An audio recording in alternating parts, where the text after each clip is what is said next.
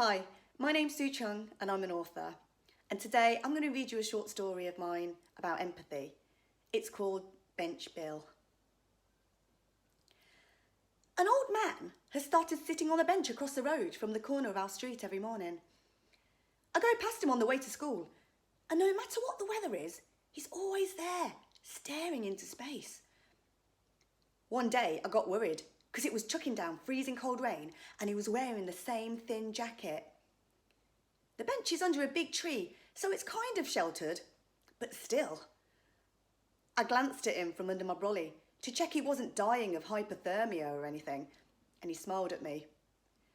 He didn't have his teeth in, so I laughed out loud back. I didn't mean to, but he looked dead funny. After school that day, I asked Mam, "Do you have any spare woolly hats or scarves?" "No, why?" she said. I told her about the old man and she tuttered. "I don't want you talking to strangers. He could be a tramp or a drunk. Just get yourself to school and back all right, do you hear me?" Mam's had a hard life, so she thinks everyone and their dog is dodgy as hell. At the weekend, me and Mam walked into town to do some shopping. We got to the end of our street and there he was, in his usual place. "Oh look, it's the old man," I said to her. I waved at him without thinking. Mam grabbed my sleeve and yanked it. "What you doing?" she hissed. "Hey, come here," the man shouted, waving us over. Mam groaned. Some other people were walking past and she didn't like to appear rude, so we crossed over the road towards him, with her sort of shielding me in front. "This is me, Mam," I said to the man.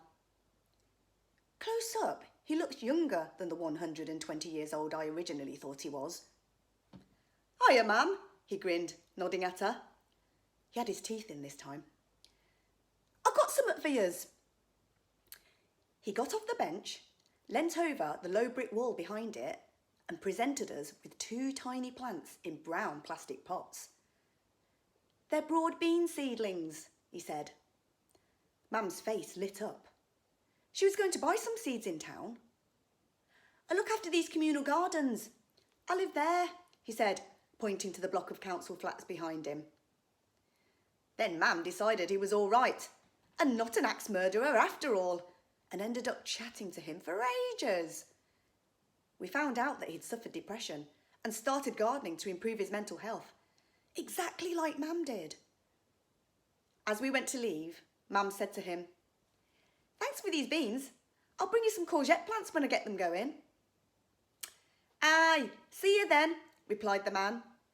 "By the way, me name's Bill." I think Mam has a new friend.